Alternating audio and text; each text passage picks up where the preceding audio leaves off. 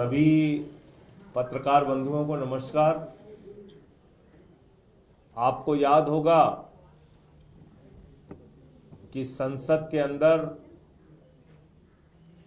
मैंने ये सवाल उठाया था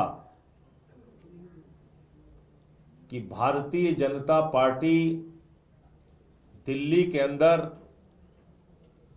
हमारे पूर्वांचल के भाइयों का वोट कटवा रही है, यूपी बिहार के लोगों का वोट कटवा रही है, वर्षों से दिल्ली में रहने वाले लोगों का वोट कटवा रही है और ये एक प्रकार का चुनावी घोटाला करके चुनाव को जीतना चाहते हैं। और मैंने नाम पढ़ा था संसद में, राम सिंह जी का नाम पढ़ा था, राम जी का नाम पढ़ा था, छोटेलाल वर्मा का नाम पढ़ा था, सारे नाम पढ़े थे। और मैंने बीजेपी के राष्ट्रीय अध्यक्ष महोदय से पूछा था कि क्या ये लोग रोहिंग्या हैं, बांग्लादेशी हैं? क्योंकि बीजेपी के राष्ट्रीय अध्यक्ष ने कहा हम बांग्लादेशियों का नाम कटवा रहे हैं, रोहिंग्याओं का नाम कटवा रहे हैं, पूर्वांचलियों का नाम कटवा रहे हैं। तो 30-30 साल, 40-40 साल से दिल्ली में रहने वाले हमारे यूपी बिहार पूर्वांचल के भाई वो अपने ही देश में बांग्लादेशी हो गए। वो हमारा झारखंड का रहने वाला भाई, बिहार का रहने वाला, यूपी का रहने वाला, हम अपने ही देश में रोहिंग्या हो गए। और जब मैंने उनको रंगे हाथों पकड़ा भारतीय जनता पार्टी को और एक एक नाम मैंने पढ़ के बताए, तो उससे भारतीय जनता पार्टी बौखला गई। और आपने देखा होगा कि उसके बाद पूरे दिल्ली में इन्होंने एक अभियान चला दिया नाम कटवाने का। और इन्होंने कहा कि संजय सिंह को भी अब सबक सिखाना है। यह बहुत बोलता है, पूर्वांचलियों के हक में बोलता है, यूपी बिहार वालों के हक में बोलता है, इसको ही सबक सिखाओ पहले। तो उन्होंने क्या किया कि नई दिल्ली विधानसभा क्षेत्र में जहां के विधायक श्री अरविंद केजरीवाल जी हैं, वहां पर हमारी पत्नी अनीता सिंह जी का नाम कटवाने के लिए एप्लीकेशन दे दी। और एक बार नहीं दी, दो बार दे दी, 24 दिसंबर को और 26 दिसंबर को। हमारी पत्नी अनीता सिंह जी जौनपुर की रहने वाली हैं, ये भी पूर्वांचल से हैं। मैंने पूर्वांचल का मुद्दा उठाया, यूपी बिहार के लोगों का मुद्दा उठाया। तो अब इस बात पे लग गए कि इनको ही सबक सिखाओ, इनकी पत्नी का ही वोट कटवा दो, तब इनको अकल आएगी। ऐसे मत करो बीजेपी वालों, नड्डा साहब ऐसे तो मत कीजिए।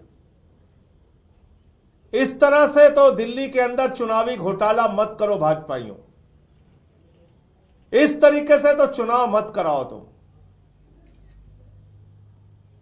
सबके वोट कटवा कटवा के चुनाव जीतना चाहते हो। जब अरविंद केजरीवाल जी के क्षेत्र में एक सांसद की पत्नी का, जो पूर्वांचल की रहने वाली है, उनका वोट आप कटवा रहे हो, तो अब यह बात पूरे दिल्ली के लिए स्पष्ट हो चुकी। मेरा दावा, मेरा कथन, मेरा मुद्दा 100% सही था कि पूर्वांचल के, यूपी के, बिहार के लोगों के वोट भारतीय जनता पार्टी कटवा रही है। आप मेरी पत्नी का ही वोट कटवाने के लिए एप्लीकेशन दे आए। 2 बार, 24 दिसंबर और 26 दिसंबर। मैं जिस महिला की ओर से एप्लीकेशन पढ़ा, उनका नाम नहीं लेना चाहूंगा, लेकिन उनकी डिटेल मैं चाहूंगा कि आप लोग खुद से पता कीजिए कि वो कौन है जिन्होंने ये एप्लीकेशन दिया। अब आप देखिए, ये अनीता सिंह जी जो हमारी पत्नी है, उनका जो वोटर आईडी कार्ड का नंबर है BTM 220 29 और 35, 220 BTM 220 29 35, BTM 22022935 और CPWD का सर्विस सेंटर जो है वहां पे इनका वोट पड़ता है। ये पूरी उसकी डिटेल है और इसलिए मैं मीडिया के बंधुओं से कहना चाहूंगा, आप लोग भी कृपा करके नजर रखिए। दिल्ली में ये लोग बड़ा चुनावी घोटाला करना चाहते हैं। हम लोगों ने केंद्रीय चुनाव आयोग को भी इसकी शिकायत की है। संसद के अंदर भी मैंने ये मुद्दा उठाया है। श्री अरविंद केजरीवाल जी के साथ मिलकर जाके हम लोगों ने चुनाव आयोग को भी कहा है, लेकिन अपनी हरकतों से बीजेपी बाज नहीं आ रही है और वोट कटवाने के अभियान में लगातार जुटी हुई है।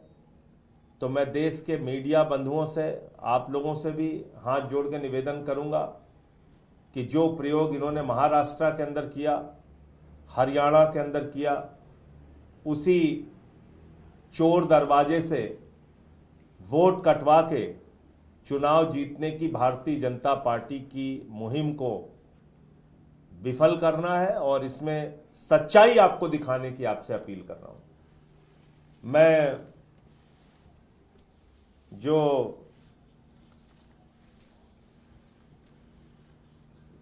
मनोज तिवारी जी हैं उनका एक महत्वपूर्ण बयान जरूर आपको सुनाना चाहूंगा। ये आप सुनिए। आरकेपुरम के 3800 लोगों के वोट कटवाए गए। वहां के वोटर्स को अपने वोटर आईडी कार्ड के साथ, आधार कार्ड के साथ मैंने मीडिया के सामने रखा और वो सारे के सारे हिंदू थे। अब कह रहे वो बांग्लादेश से आए हुए, यूपी के, बिहार के, दिल्ली के, हरियाणा के रहने वाले लोग। मैं यहीं से चलना चाहता हूँ। मैं यहीं से चलना चाहता हूँ जहां ये चले। अगर ये आरोप सत्य कर दे तो मैं राजनीति से इस्तीफा दे दूंगा। ये टोटल आम आदमी पार्टी का एक झूठा नैरेटिव है जो बिल्कुल नहीं हो रहा है, बल्कि ये लोग कटवाते हैं। हमारे डिलीशन के लिए नाम दिए गए? क्या डिलीशन के लिए नाम दिए? ओनली इलीगल घुसपैठिए की जहां बात हो रही है, सुनिए आप। उसमें हिंदू थे या रोहिंग्या थे? केवल रोहिंग्या और बांग्लादेशी लोगों को जिन नामों का ये जिक्र कर रहे हैं वो नाम कौन? ये तो देखो संजय जी,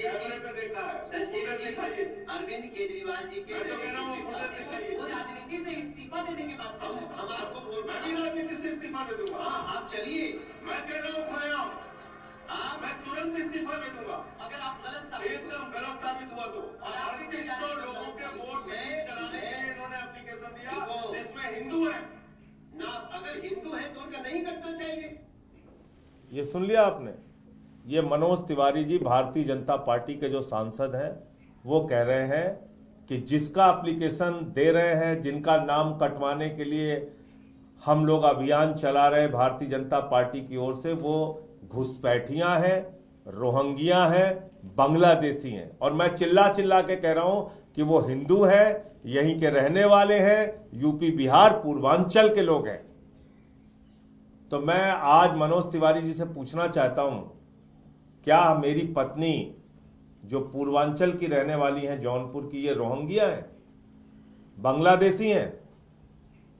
कैसे इनका नाम कटवाने के लिए एप्लीकेशन पड़ी? कैसे पड़ी एप्लीकेशन?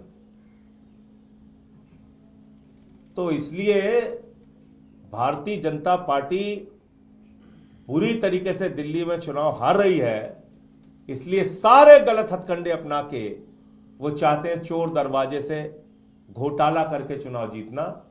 और इस बात से, इस घटना ने बीजेपी को बेनकाब किया है और मैं समझता हूं कि चुनाव आयोग भी इस बात का संज्ञान लेगा कि ऐसे जो बड़े पैमाने पे वोट कटवाने की कोशिश की जा रही है और टारगेट करके आम आदमी पार्टी के वोटर्स को कटवाया जा रहा है। अब आप समझ सकते हैं कि जब मेरी पत्नी का ही वोट कटवाने के लिए एप्लीकेशन पड़ रही है तो इसका मतलब कि आम आदमी पार्टी के वोटर्स को टारगेट करके पूरे दिल्ली में वोट कटवाया जा रहा है।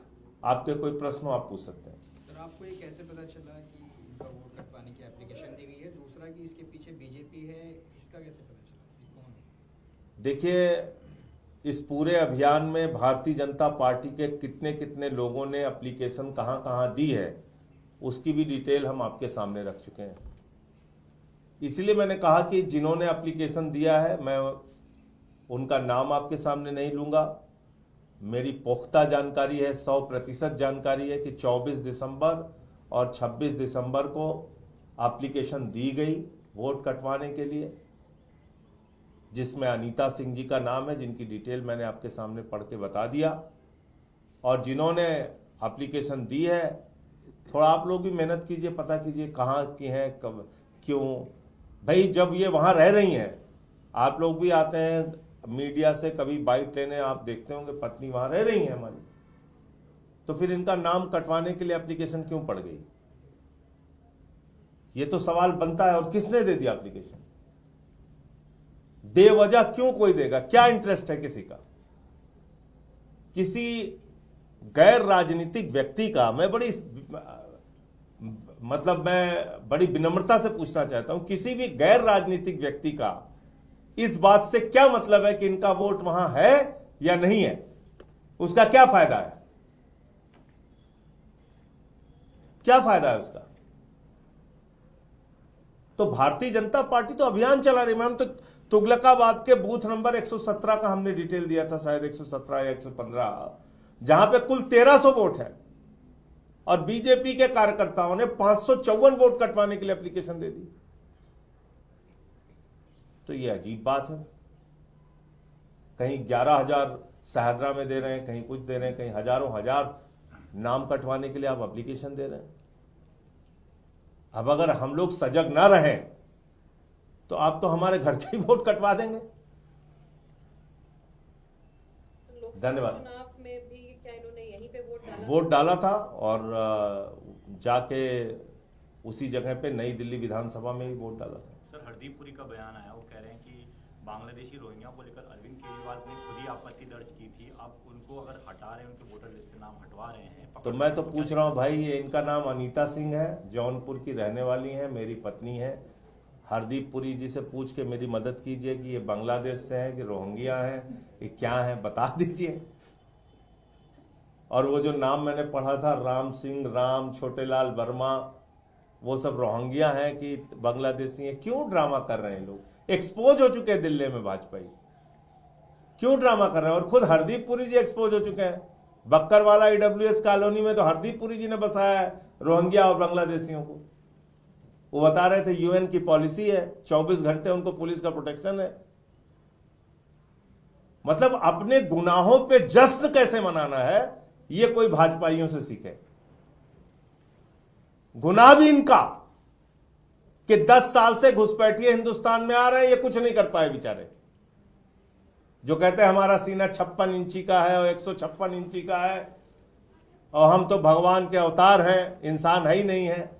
उनके राज में 10 साल से घुसपैठिया बांग्लादेशी सब त्रिपुरा, आसाम, बंगाल, झारखंड, बिहार, यूपी पार करके दिल्ली में आके रह भी गए और ये बेचारे कुछ नहीं कर पाए। एक बांग्लादेशी डिपोर्ट नहीं कर पाए आज तक।